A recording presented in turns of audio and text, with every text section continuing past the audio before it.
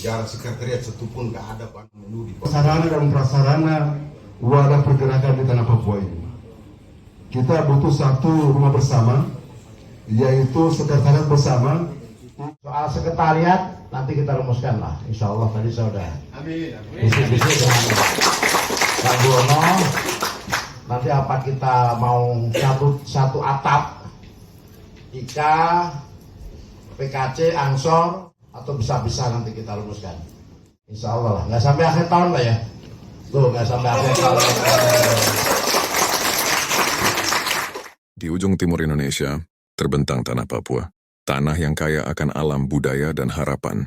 Di tanah inilah lahir generasi muda yang memilih jalan perjuangan. Mereka datang dari berbagai suku, berbagai kampung, berbagai pulau, namun dipersatukan oleh satu cita-cita. Menjadi manusia yang berilmu, berakhlak, serta mengabdi kepada agama, bangsa, dan negara. Selama lebih dari 30 tahun, pergerakan mahasiswa Islam Indonesia hadir dan tumbuh di tanah Papua. Dari ruang-ruang kuliah, dari masjid-masjid kampus, hingga pelosok negeri, PMII telah melahirkan ribuan kader yang hari ini mengabdi sebagai dosen, guru, birokrat, advokat, politisi, tokoh agama, aktivis, pengusaha, dan pemimpin di berbagai bidang pembangunan. Mereka adalah bukti bahwa kaderisasi PMII telah memberi warna bagi kemajuan Papua dan Indonesia. Namun, di balik perjalanan panjang itu, ada satu kenyataan yang masih mengetuk hati kita bersama. Hingga hari ini, PMI Papua belum memiliki rumah pergerakan, belum memiliki sekretariat permanen, belum memiliki tempat yang benar-benar dapat disebut sebagai rumah perjuangan.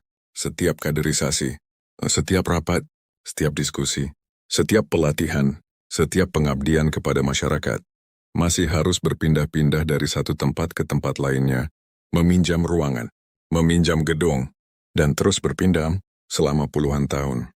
Sahabatku, ada sebuah pertanyaan yang patut kita renungkan bersama. Di Jakarta, kita menyaksikan begitu banyak alumni PMII yang telah mengabdi kepada bangsa. Dari satu pemerintahan ke pemerintahan berikutnya, alumni PMII dipercaya menduduki berbagai jabatan penting negara.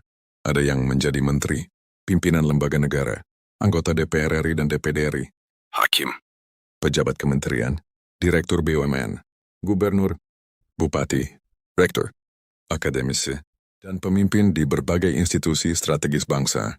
Mereka adalah kebanggaan keluarga besar PMII. Sebagian di antara mereka bahkan berkali-kali datang ke Papua, menghadiri rapat, melaksanakan kunjungan kerja, menyusun berbagai program pembangunan. Namun, izinkan kami bertanya dengan penuh hormat, di manakah nurani kita untuk PMI Papua? Bukankah Papua adalah bagian yang tidak terpisahkan dari Indonesia? Bukankah kader PMI di Papua adalah keluarga besar kita sendiri? Bukankah mereka juga berjuang menjaga Islam yang rahmatan lil alamin, menjaga persatuan Indonesia, serta mengabdi di tanah yang memiliki tantangan jauh lebih besar dibanding banyak daerah lainnya? Hari ini, yang kami mohon bukan kemewahan, bukan gedung megah, tetapi sebuah rumah sederhana. Rumah yang akan menjadi tempat belajar, tempat berdiskusi, tempat beribadah, tempat membangun karakter, tempat melahirkan pemimpin-pemimpin masa depan Indonesia dari tanah Papua. Rumah pergerakan PMII Papua bukan sekadar bangunan, bukan sekadar beton dan atap, tetapi pusat kaderisasi, pusat intelektual, pusat kajian keislaman, pusat pengabdian masyarakat, rumah bersama bagi pengurus wilayah IKA PMII Papua, rumah bagi pengurus koordinator cabang PMII Papua, rumah bagi seluruh pengurus cabang, komisariat, rayon, kader, alumni, dan masyarakat. Di tempat ini akan berdiri aula tempat lahirnya gagasan-gagasan besar, perpustakaan yang menyalakan cahaya ilmu, musyalah tempat sujud dan doa dipanjatkan, ruang diskusi yang melahirkan pemikir-pemikir baru, dan halaman kaderisasi yang akan melahirkan pemimpin-pemimpin masa depan bangsa. Karena kami percaya, membangun manusia jauh lebih mulia daripada sekadar membangun bangunan. Hari ini kami mengajak seluruh keluarga besar PMII Indonesia. Kami mengajak seluruh alumni PMII dimanapun berada. Kami mengajak para pejabat negara, para menteri, anggota DPR RI, pimpinan lembaga negara, BUMN, pemerintah daerah, dunia usaha, para dermawan, dan seluruh kaum muslimin dan muslimat untuk bersama-sama menjadi bagian dari sejarah besar ini. Karena membangun PMI Papua berarti membangun sumber daya manusia Papua. Membangun PMI Papua berarti membangun pendidikan di tanah Papua. Membangun PMI Papua berarti memperkuat dakwah Islam yang damai dan moderat di bumi cenderawasih. Dan membangun PMII Papua sesungguhnya adalah membangun tanah Papua. Rp1 yang sahabat-sahabat sisihkan akan menjadi pondasi lahirnya ribuan pemimpin masa depan. Satu batu yang diletakkan hari ini akan menjadi saksi sejarah bagi generasi yang akan datang. Satu wakaf yang diberikan dengan ikhlas akan menjadi amal jariah yang terus mengalir selama ilmu diajarkan, selama Al-Quran dibaca, selama azan berkumandang, selama kader terus belajar, selama pengabdian terus hidup. Insya Allah, pahalanya akan terus mengalir tanpa putus. Mari kita wujudkan bersama Gerakan Nasional Wakaf, pembangunan rumah pergerakan PMII Papua. Mari tinggalkan warisan yang akan dikenang sepanjang masa, karena ketika rumah pergerakan PMII Papua berdiri, yang berdiri bukan hanya sebuah bangunan.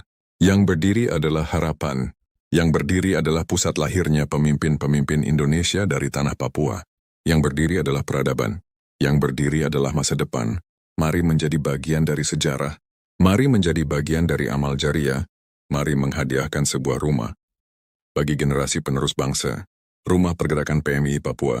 Satu rumah, satu perjuangan, satu pengabdian untuk Papua.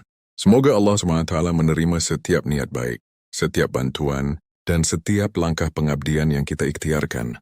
Siapa yang membangun sebuah rumah karena Allah, niscaya Allah akan membangunkan baginya sebuah rumah di surga. Insya Allah. Dari rumah pergerakan PMII Papua akan lahir pemimpin-pemimpin yang berilmu, berakhlak, mencintai Indonesia, dan mengabdi untuk kemajuan Papua serta kemaslahatan umat.